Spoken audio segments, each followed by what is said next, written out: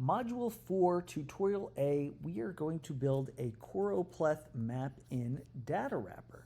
So log into DataWrapper and go to Create New and select Map. And now you'll see DataWrapper has 3 choices for maps: locator maps, symbol maps, and Choropleth maps. So the locator maps are only static maps. They doesn't make a slippy map, and we're going to use Flourish next tutorial to make a locator slippy map. And then we have symbol maps, right? So we can select points to put symbols on and have them sized or colored and sized to data, right? And then we have Choropleth maps. And Choropleth maps are, a map that's easy to make bad. So we're going to go ahead and make a Choropleth map just so we can talk a little bit more about Choropleth maps. So I'm going to click on Choropleth map and give it a second to load a new thing. So first we have to select our map. What are we mapping, right? And DataWrapper already has built into it all of these vector maps. All these maps that are in here are going to be vector, just vector like little regions that we can click on. And they have a lot of them, right? So if we just type in Iowa, you see we could pick something like Iowa school districts, right? And click on that and you'll see these are all the school districts in Iowa. Really cool. But let's just reverse out to world map and select world. Now there is this upload map where you could upload a GeoJSON. Don't worry about what that means. You'll find that out next class. So we'll go to proceed with our world map, and then we have to upload our data. Now notice when you first come here, there's already this column called DW name. Now you wind up overwriting it, but this is it telling you these are how we name our regions. And so it's pretty much going to expect these regions to be named that. When you find data of things, it very well may not be named in that same way, and you might have to go through a cleaning process. So let's look at that. Let's go to upload files and let's upload just countries.csv and hit open. And you'll see anything that doesn't match how it expects regions to be named get this little red marking, but it's easy enough to fix. You can just click on it and it tries to find the closest thing and then it fixes it here. I've had some times where it doesn't, you click on something and it actually doesn't work. I don't know, just weird things happen. But you can just go through and do that. There's also this check over here where you could it'll jump to it and you can go pick, well, which is this? Oh, it's Czechia, right? But we don't have to do that, right? I've already provided a data set that I prepped actually using the DataWrapper names. So let's just replace this sheet. We'll go to upload file. We'll go to countries fixed, hit open. And there we go. Now we should have no red. There would usually be a number of errors down here at the bottom, but we don't have any errors. We are sound as a pound. So next, let's go to visualize. So here, right, we've got our first Choropleth map. And this is showing the population in raw numbers. Now, Choropleths are problematic for raw numbers. I don't know that population is necessarily the worst to show in a Choropleth map, but say you have something like number of fast food restaurants per state or something, like for each state. Well, it's going to stand to reason usually that, bigger places, California, Texas, are going to have more than Delaware or what have you, Rhode Island, right? What you want to do with most Choropleth maps is to use rates, right? PERs.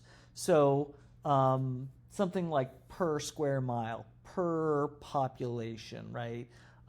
Things like that are best to show on a Choropleth map. Of course, sometimes we just use it for kind of Boolean data. It's so common in voting data. The problem with that is, as we've seen, is that if you've seen that GIF, and I've probably shown it to you in the slide deck, right? Land doesn't vote, people do, so it just makes it seem like there's more red than there actually is, because land and people voting is not the same numbers. So same thing going on there. So instead of showing the population, let's see population density. And when we do this, notice it doesn't look very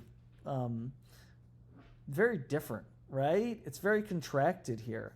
That's because of the way the scale is running. So let's actually just jump down here, and let's find make map zoomable so we can go check out something like Singapore, or, you know, let's just see. Like when we get in here, we get to this tiny little place, right? Singapore.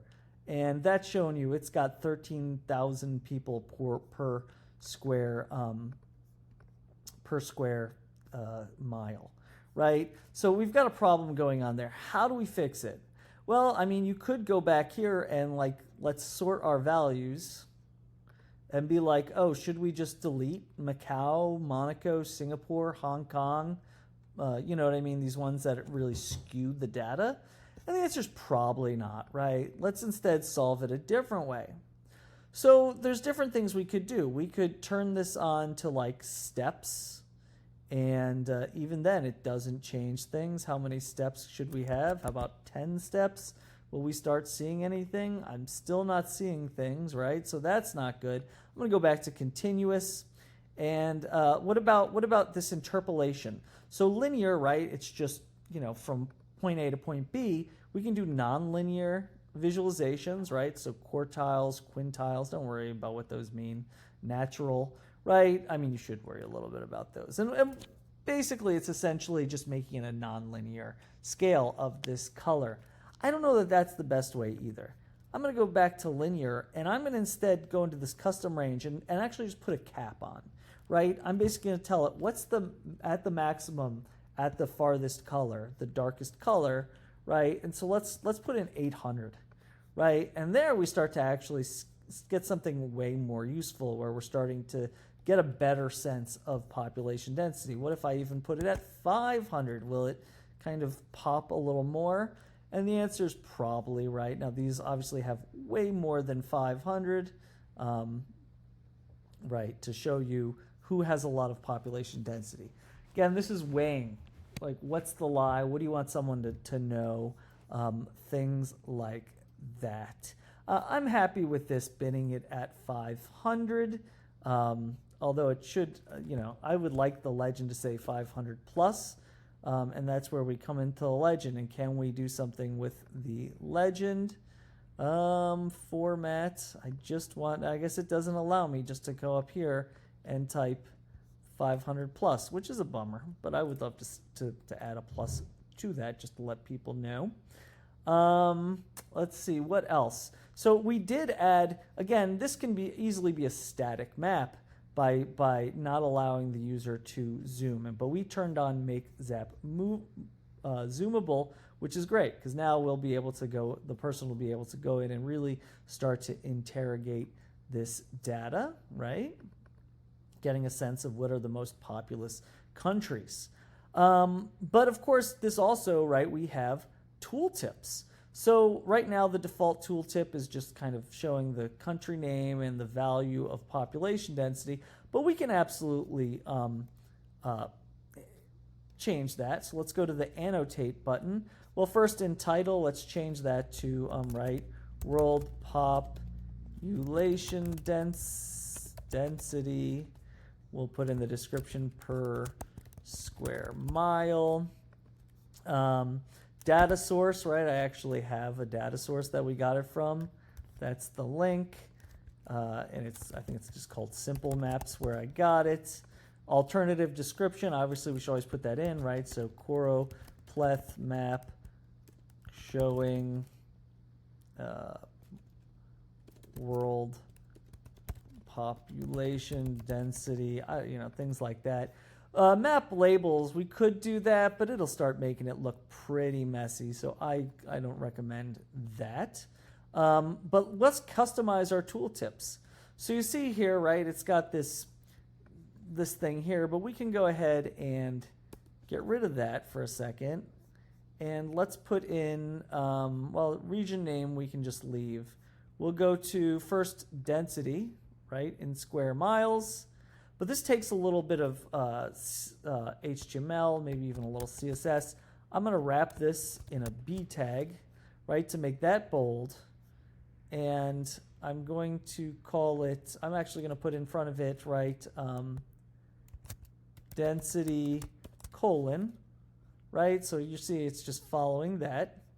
And then I'm going to put, let's go to the next line and see if that works. I'll put total population colon, and I'll click this population button. So this is using those little handlebars. Whoops, I guess that should be a backslash there.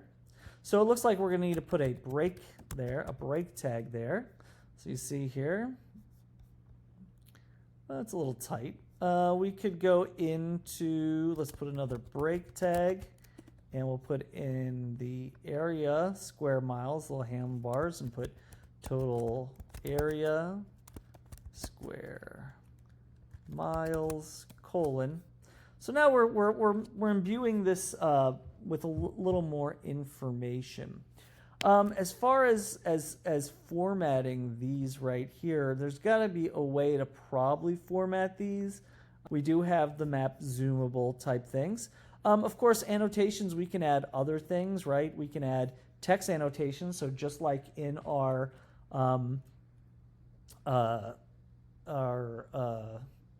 data visualization, right? A call out. Let's add a text annotation. So where do I want to put it? I'm going to put it, where is it going to let me put it? I have to be over here. I'm going to put it in here. And I'll say, I don't know, the United States has a population density of 55.59, making it a fairly unpopulous country. I don't know, something like that. It's kind of in the middle, right? And of course, just like the last one, we could say draw a line. You know, we'll figure out where we want to put our stuff. I say leave it there. You know, so we could draw attention just like in our other map, a way to do that. Once we're happy with it, right, and we like it, we go do our normal stuff. We'll go to publish and embed. Now, the good thing about this is your map, actually, let me jump back over here to visualize and layout. You'll see a, somewhere in here, where is it? Refine. There's somewhere in here where you set the height of the map, I believe. Oh, no, the map, I'm thinking Flourish. So this one is actually, it has like an aspect ratio. And what's good is that when we publish and embed, we can actually, it will embed with a responsive iframe. So I'm going to go to publish now. And you'll see this responsive iframe. You want that one because this one actually has a script that two scripts that talk between your page and the DataWrapper page to make sure the iframe is always at the right height. So we'll grab this. And, you know, the other ones had this, but you set kind of a height on the other ones. This one keeps aspect ratio. So we'll go to tilde, right? Go to your page. I'm already there. Put in HTML embed. Before we even put in the HTML embed, let's do a thing where we control our size because it's going to come in and just fill the width of wherever it's going. So we'll say width, max width, I don't know, 1160 pix. We'll do margin 0 auto, close that div, and then in the div we'll paste in that responsive iframe, which is why you see kind of all this code here that's got that script that's going back and forth.